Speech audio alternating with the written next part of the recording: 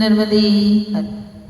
96वें अध्याय में मृकुंड आश्रम में 2 गंधर्वों का उद्धार तथा अन्य तीर्थों की महिमा। मार्कंडेय जी कहते हैं, युधिष्ठिर, नर्मदा के दक्षिण तट पर मृकंड मुनि का पवित्र आश्रम है। उसमें परम धर्मात्मा मेरे पिता मृकंड जी ने दीर्घ काल तक तपस्या की। उनके आश्रम में उत्तम व्रत का पालन करने वाले अन्य महर्षि भी निवास करते थे।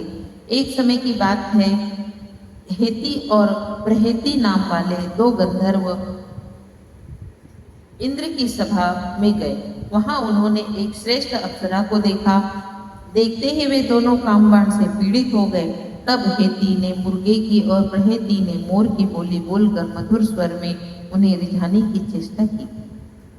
उनका यह अभिप्राय जानकर देवराज इंद्र ने उन्हें शाप दिया, जाओ तुम दोनों वास्तव में मुर्गा और मोर हो जाओ। युधिष्ठिर इंद्र के इस शाप से दोनों दुराचारी गंधर्व पक्षी की योनि में आ गए। उस समय भी वे बड़े सुंदर थे, उन्हें देखना सबको प्रिय लगता था। वे अपने पूर्व जन्म के वृत्तांत का स्मरण करके सब तीर्थों में भ्रमण करने लगे। एक दिन उन्होंने देवर्षि नारद को देखा और इस प्रकार पूछा, शुभाचार ब्रह्मपुत्र, हम दोनों किस कर्म से इस योनि में मुक्ति पा सकेंगे? नारद जी ने कहा, नर्मदा जी के दक्षिण तट पर मृकंड मुनि का शुभाश्रम है। वह पशु पक्षियों की योनि से मुक्त देने वाला उत्तम तीर्थ है। तुम दोनों वहां नर्मदा जी के जल में स्नान करो, इससे तुम्हारा यह शरीर पूर्ववत दिव्य हो जाएगा। तदनंतर हेती और प्रहेती दोनों उस तीर्थ में स्नान करके पूर्ववत दिव्य रूपधारी हो गए। फिर विधि पूर्वक स्नान करके उन्होंने सदाशिव देव का ध्यान किया और कुछ काल तक ध्यान में ही स्थित रहे। इसी समय पाताल से सैकड़ों सूर्यों के समान प्रकाशमान 2 शिवलिंग वहां प्रकट हुए। एक का कुक्कुटेश्वर और दूसरे का मयूरेश्वर नाम हुआ। वे दोनों गंधर्व विमान पर बैठकर इंद्रलोक को चले गए। उस तीर्थ में स्नान करके मनुष्य फिर इस संसार में जन्म नहीं लेता। स्नान के पश्चात वहां तिल और जल से तर्पण करने पर पितरों की उत्तम गति होती है। जो वहां मृत्यु को प्राप्त होता है वह फिर इस घोर संसार में लौट कर नहीं आता। तत्पश्चात चंद्रमती और नर्मदा के संगम में जो उत्तम तीर्थ है उनकी यात्रा करें। वहां चंद्रेश्वर, सिद्धेश्वर, घंटेश्वर तथा महेश्वर ये 4 सिद्धलिंग है। तदनंतर अश्वतीर्थ, वृषसेन तीर्थ, हयग्रीव तीर्थ और शुक तीर्थ हैं। उनमें आगे रामेश्वर तीर्थ की यात्रा करें, जो सब पापों का नाश करने वाले हैं। राजन, नर्मदा के तट पर रामेश्वर तीर्थ महापातकों का भी नाश कर देता है। यहाँ स्नान करने वाला मनुष्य फिर संसार में जन्म नहीं लेता। वहाँ पितरों के लिए विधि पूर्वक तिलोक दल और पिंडदान देना चाहिए। इससे पितरों की परम गति होती है। इससे आगे उत्तम हरिणी तीर्थ है। वहाँ सिद्धलिंग, हरिणेश्वर, धनुरेश्वर, बाणेश्वर तथा लुब्धकेश्वर इन सब की पूजा करके मनुष्य शिवलोक में जाता है। 97वें अध्याय में आदित्येश्वर तीर्थ की महिमा, मुनियों द्वारा नर्मदा का स्तवन। मार्कंडेय जी कहते हैं, युधिष्ठिर, अब मैं आदित्येश्वर तीर्थ का महात्मा बतलाता हूँ। एक समय दुर्भिक्ष के कारण ब्राह्मण लोग नर्मदा जी के तट पर आए और फल तथा फूलों से भरे हुए एक उत्तम वन से घुसे। वहां से उन्हें पुनः नर्मदा जी के समीप जाकर उनका दर्शन किया। दर्शन करके कुछ लोग नतमस्तक हुए और कुछ लोग, देवी तुम्हारी जय हो, तुम्हें नमस्कार है, ऐसा कहते हुए उनकी स्तुति करने लगे। ऋषि बोले, सिद्ध गणों से सेवित नर्मदा देवी आपको नमस्कार है। सबको पवित्र करने वाली मंगलमयी देवी आपको नमस्कार है। सहस्त्र ब्राह्मणों द्वारा पूजित तथा भगवान शंकर से प्रकट हुई पराशक्ति नर्मदे आपको नमस्कार है। देवी, आप स्वयं पवित्र होकर सबको पवित्र करने वाली हैं, श्रेष्ठ हैं, आपको नमस्कार है। हम पर प्रसन्न हो। शीतल जल से सुशोभित सुखदायिनी नर्मदे सरिताओं में श्रेष्ठ पापहारिणी और दयावती आपको नमस्कार है। अनेक प्राणियों के शरीर को तुम्हारे अंगों से शोभा हो रही है। तुम्हारा एक एक अंग गंधर्वों, यक्षों तथा नागगणों से शोभा हो रही है।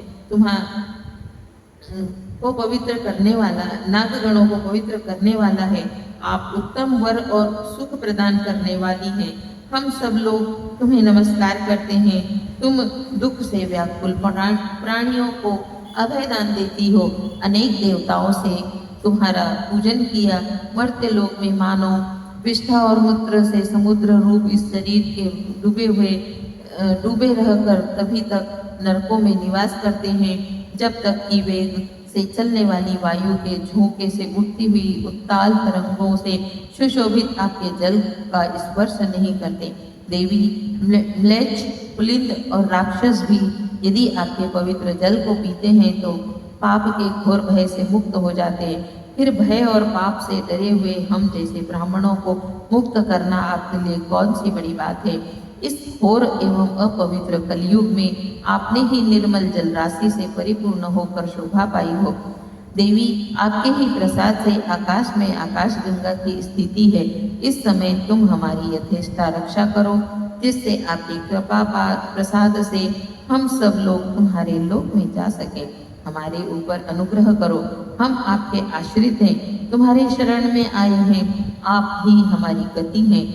देवी, आप आदि देव महादेव जी से प्रकट हुई हैं, आपकी शक्ति अद्भुत है।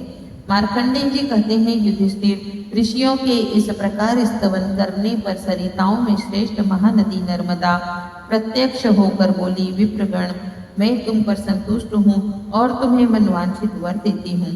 तदनंतर एकाएक मेघों की घटा गिर आई और खूब वर्षा हुई। देश में सब और बहुत अन्न हुआ तथा सर्वत्र कंद मूल फल और शाक आदि सुखपूर्वक मिलने लगे।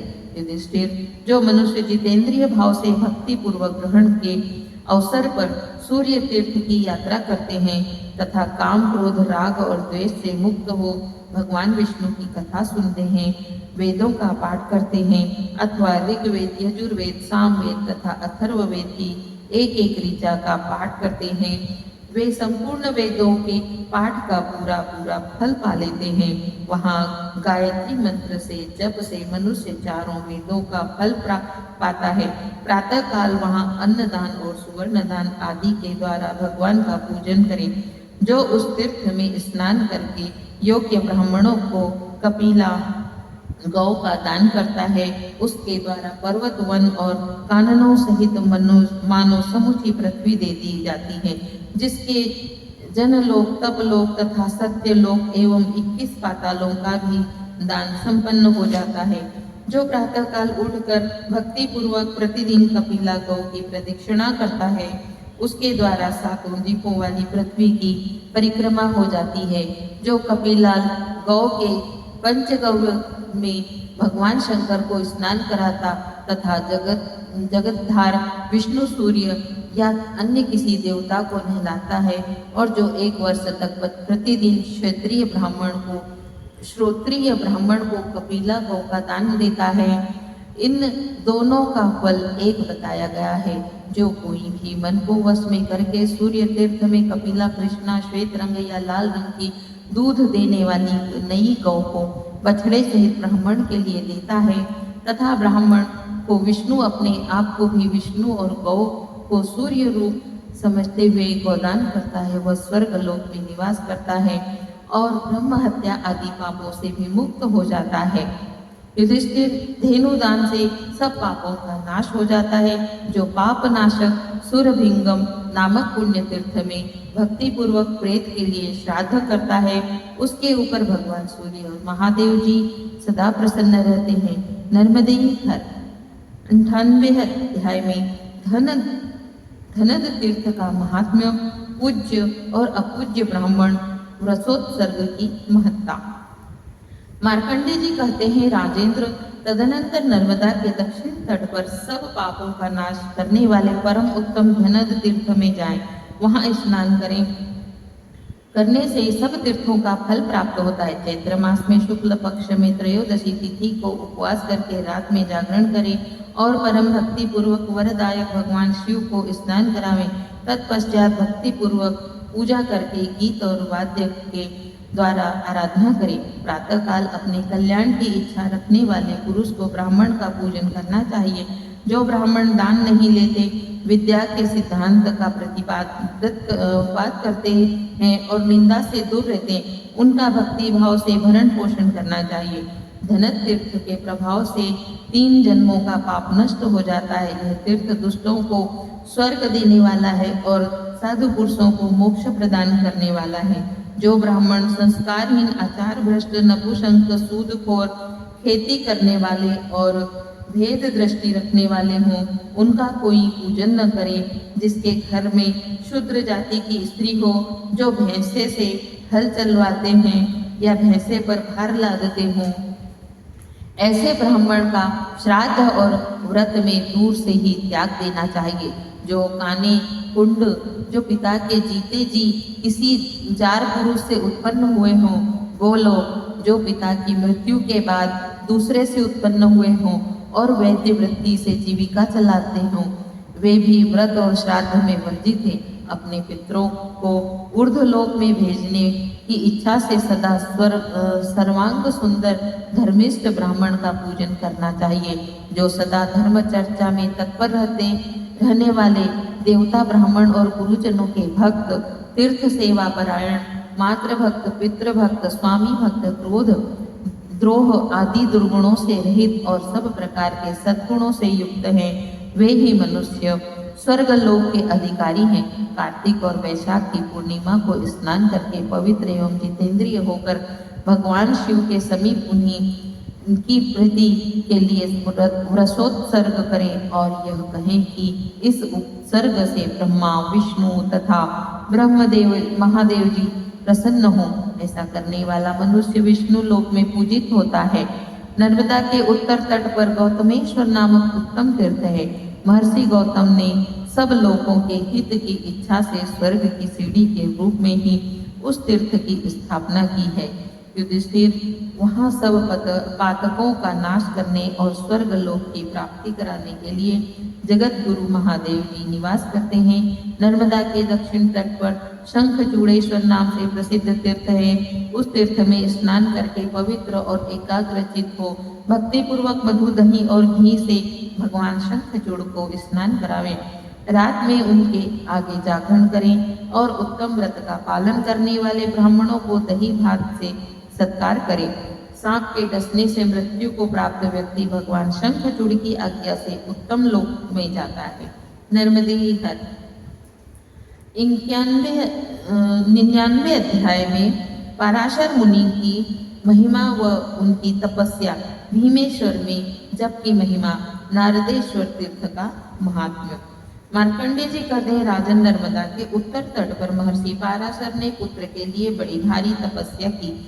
उन्होंने हिमालय कन्या गौरी तथा नारायण सहित लक्ष्मी को अपनी पराभक्ति से संतुष्ट किया। तब देवी पार्वती ने प्रत्यक्ष दर्शन देकर, मुनि श्रेष्ठ, मैं तुम्हारे भक्ति से प्रसन्न हूँ। विप्रवर, तुम अपनी इच्छित कामना को कहो, वर मांगो। पराशर जी बोले, देवी, मुझे सब शास्त्रों के ज्ञाता एक पुत्र दीजिए और यह स्थान तीर्थ हो जाए।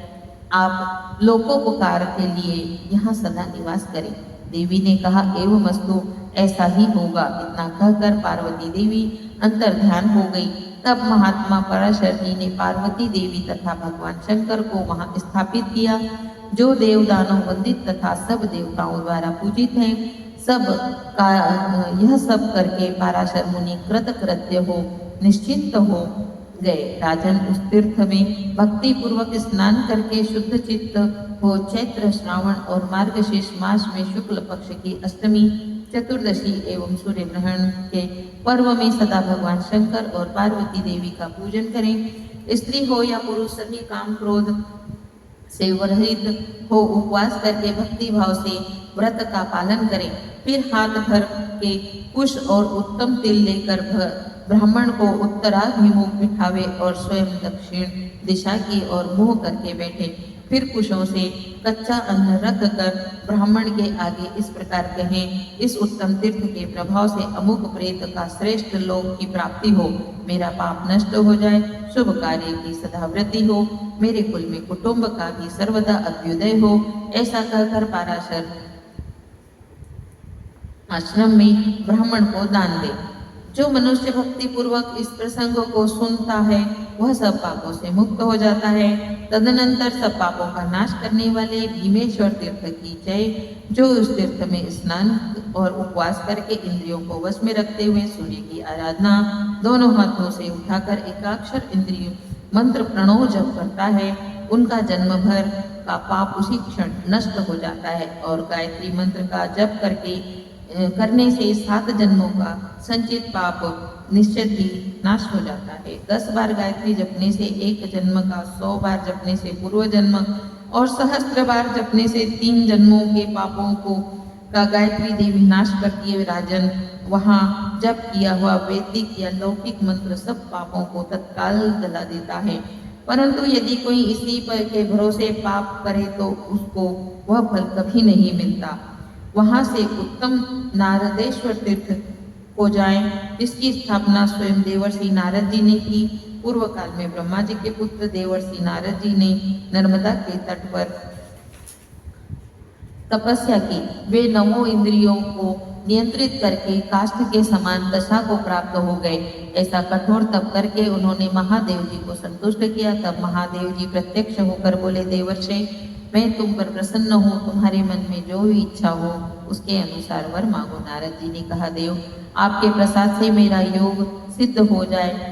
महादेव ने कहा, तुम्हारा योग सिद्ध हो और मुझ में सदा तुम्हारी भक्ति बनी रहे। तुम त्रिलोक में अपनी इच्छा के अनुसार भ्रमण करो, कभी कोई तुम्हें रोक नहीं सकता। 7 स्वर, 3 ग्राम और 21 मूर्छनाओं के साथ दिव्य नृत्य एवं संगीत कला जो मुझे बहुत प्रिय है, तुम्हें ज्ञान होगा। तुम्हारा यह तीर्थ भूतल पर मेरे प्रसाद से परम पवित्र माना जाएगा। ऐसा कहकर भगवान शिव अंतर ध्यान हो गए और देवर्षि नारद ने सब प्राणियों के उपकार के लिए वहाँ एक शिवलिंग स्थापित किया।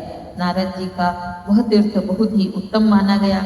जो लोग अस्त्र शस्त्र द्वारा मारे गए हैं, उनकी सद्गति के लिए वहाँ श्राद्ध करना चाहिए। उस तीर्थ में किए गए पिंडदान के प्रभाव से मृतक पुरुष उत्तम लोक को जाते हैं। पूर्व काल में नारद जी के सामने नंदी ने भगवान महेश्वर की प्रसन्नता के लिए तप किया था।